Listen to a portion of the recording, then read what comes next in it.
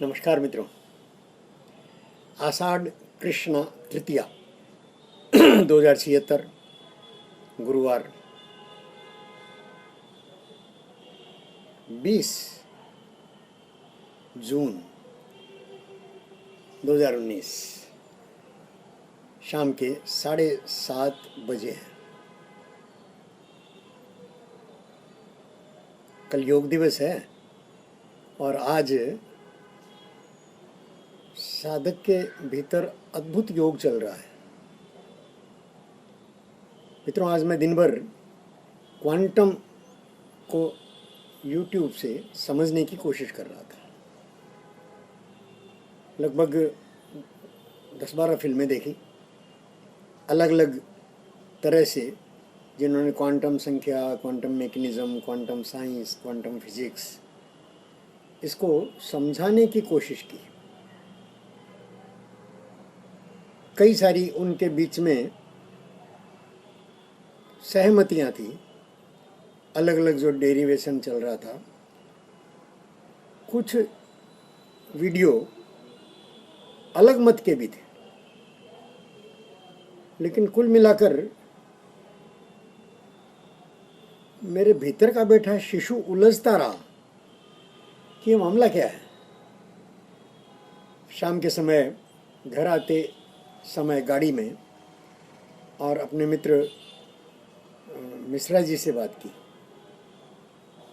कृष्णदास मिश्रा अद्भुत आदमी है, अद्भुत। मुझे जब बहुत मौलिक समस्या आती है तो मैं उनसे बात करता हूँ। तो चौथे डायमेंशन से मैंने कहना शुरू किया कि मैं आजकल चौथे डायमेंशन से 10वें डायमेंशन में के बीच अपने आप को ढूंढने की कोशिश कर रहा हूँ और क्वांटम को, उसके अबूझपन को, कुछ मैंने उनसे बात की जो अपना मैं समझ रहा था और जो कुछ देखा उससे भिन्न अपने निष्कर्ष बताने का इस अर्थ में प्रयत्न कर रहा था कि वो मुझे कुछ दिशा निर्देश करें। ये मेरी जिज्ञासा मूलक प्रश्न था। मित्र संजीव तिवारी, वो 2 दिन से बात नहीं हो रही है, तो उनसे भी यही मुझे संशय मूलक, अभी कल ही उनको शाम को, कल या परसों शाम को कह दिया था कि भाई भविष्य, वर्तमान और भूत, ये तीनों बहुत गड्ढमड्ढ से हैं।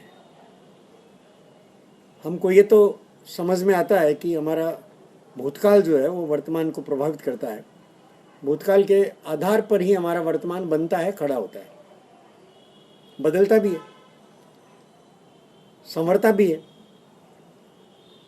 लेकिन ये समझना बड़ा रोचक है कि भविष्यकाल जो है वो भी वर्तमान को प्रभावित करता है। और ये बात पहले वो नहीं मान रहे थे, आश्चर्य कर रहे थे।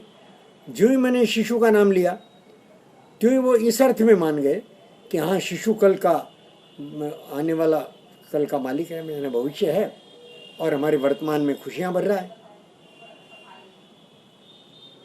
मैं उनको ये समझाने की कोशिश कर रहा था कि भविष्य जो है इस अर्थ में वर्तमान ही है, वर्तमान ही वर्तमान में वर्तन कर रहा है। फिर आगे बढ़कर मैंने ये कहा कि ये संभावना भी क्या हो सकती है या बनती है। मैं कुछ ज़्यादा झुकाव दे रहा था इस तरफ कि हाँ, बनती है, कि हमारा भविष्य जो है वो न सिर्फ हमारे वर्तमान को बल्कि हमारे भूतकाल को भी बदल दे, प्रभावित करे। अब यहाँ वो एकदम बौखला गए और संयोग से नेटवर्क भी कट गया इस बात पर। आज सारा दिन वो टाइम सीधी रेखा में चलता है कि लूप में चलता है, जहाँ पर भूत, भविष्य, वर्तमान जो है वो कोई भी घटना कभी भी घट सकती है, एक दूसरे पर ओवरलैप कर सकती है और उसका दृष्टांत समझाने के लिए जो प्री डेस्टिनी 2014 की फिल्म है उसे देखना चाहिए। प्री डेस्टिनी मैं प्रयत्न करूंगा कि आज ही और लैपटॉप पर देखूं उसको। प्री डेस्टिनी ये इन सारी उलझनों पर मिश्रा जी से बात करते समय मिश्रा जी ने रोका मुझे बीच में और कहा कि ये सारी गड़बड़ टाइम की परिभाषा को लेकर है। समय अभी तक निश्चित ही नहीं हुआ कि समय क्या है। मैंने अपने जीवन विद्या के ज्ञान के आधार पर हो या सामान्य जो मैं कह सकता हूँ कि भाई क्रिया की अवधि को काल कहते हैं, हालांकि क्रिया निरंतर है। हम बीच के टुकड़े को एक अवधि में बांध देते हैं और उसे काल या समय कह देते हैं। और अपनी सुविधा के लिए जैसे हमने स्पेस को मीटर और किलोमीटर में बांटा, वैसे समय को हम घंटा, सेकंड और महीना, दिन, महीना, युग इनमें बांट लेते हैं। तो उन्होंने एक प्रति प्रश्न जैसा किया कि देखिए, गीताकार ने कहा है कि समय जो है वो युग है। युग माने जो योग कराए, योग कराए माने जो दो बातों को मिलाए। जैसे आप और मैं बहुत लंबे समय बाद बात कर रहे हैं तो हमारा योग हुआ और यह एक युग हो गया। हमारी बात शुरू हुई और अंत निष्कर्ष तक पहुंचते पहुंचते एक युग हो गया। इसी तरह हम मान लीजिए जन्मों से बिछड़े दो मित्र हैं, इस जन्म में मिले तो जिस जन्म में हम बिछड़े थे और आज के जन्म में मिले हैं तो वो पूरा काल माने युग हो गया। लेकिन इस युग की अवधि निश्चित नहीं है। ना आप जानते हैं ना मैं जानता हूं कि किस युग में बिछड़े थे और आज आकर मिले हैं तो कितने जन्म बीते। हो सकता है 1 जन्म, हो सकता है 1000 जन्म। बात ये भी जची कि समय की, काल की अवधि निश्चित नहीं है। घटना कब पूरी होगी, एक चीज खो गई, पेन का खोना और पेन का मिलना, ये एक युग बनता है।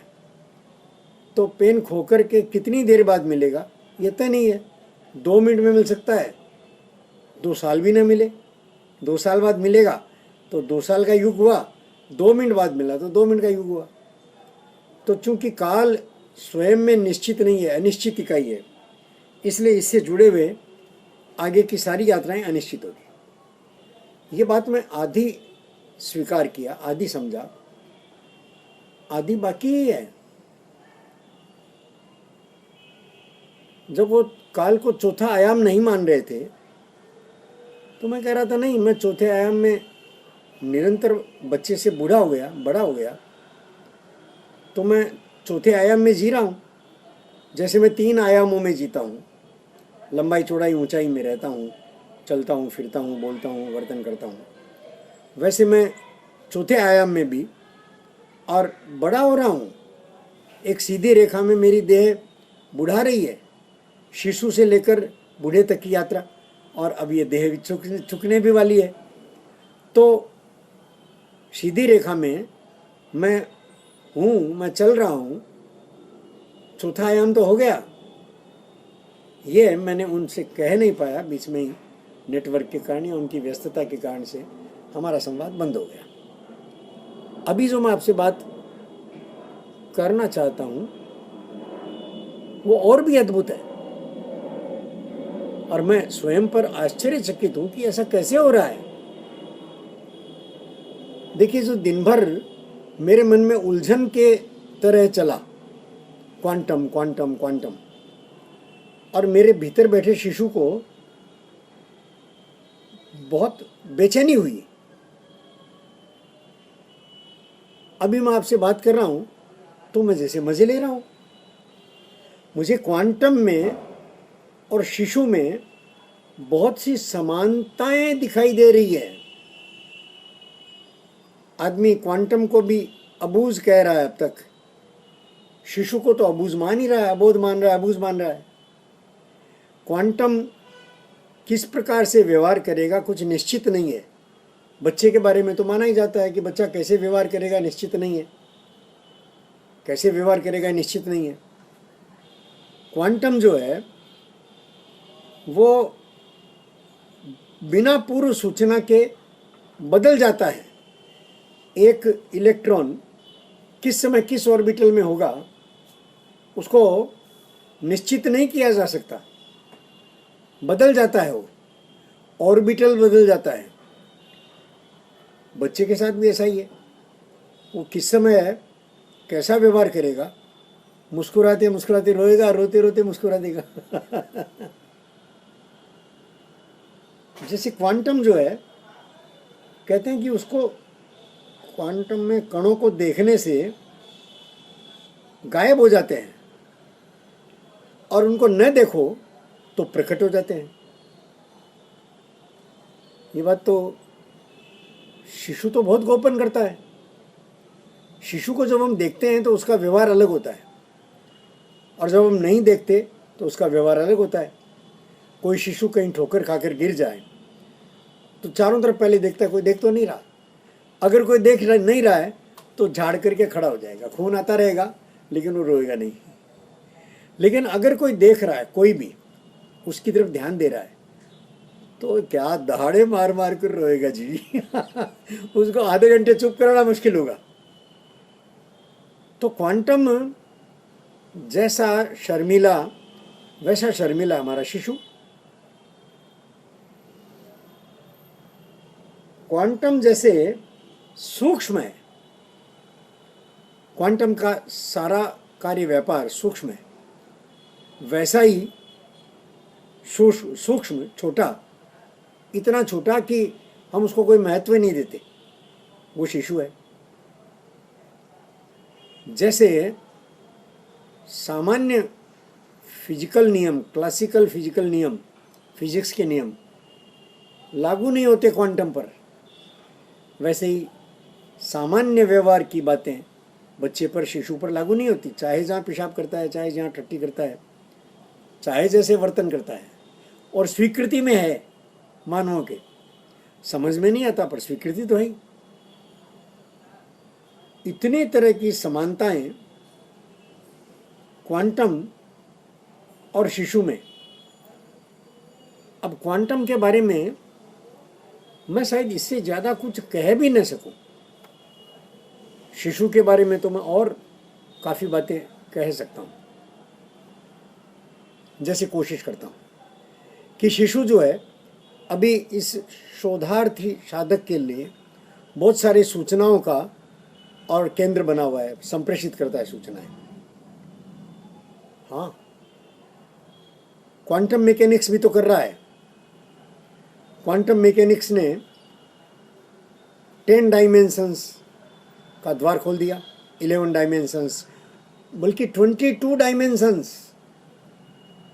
क्वांटम ने क्वांटम की समस्या और खगोल की समस्या लगभग मिलती जुलती है। तो ये जो सूक्ष्म में, वो परम व्यापक में, ब्रह्मांडों में, ब्रह्मांडों की परस्पर जो भाषा है वो अबूझ है। वो 11वें 12वें 13वें डायमेंशन में शुरू होती है। ब्रह्मांड एक दूसरे से जो संवाद बनाते हैं, ब्रह्मांड की जो गणनाएं होती है ब्रह्मांडों की, वो आयामों में होती है।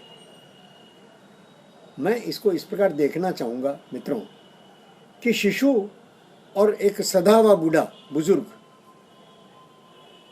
उसको शिशु को मैं कह देता हूँ कि क्वांटम, और सदा हुआ बूढ़ा कह देता हूँ ब्रह्मांडों की भाषा। तुलनीय है। कोशिश करता हूँ मित्रों समझने की। अब ये तुलना मैं बच्चों की तरह, एक खेल की तरह, बच्चा जैसे खेलता है, कोशिश करता है समझने की मामला क्या है ये। और इस तरह मुझे शिशु भी सरल लग रहा है, क्वांटम भी सरल लग रहा है। मैं बहुत चमत्कृत हूँ कि, और देख लीजिए आज पहली बार शायद अपना दैनिक कार्य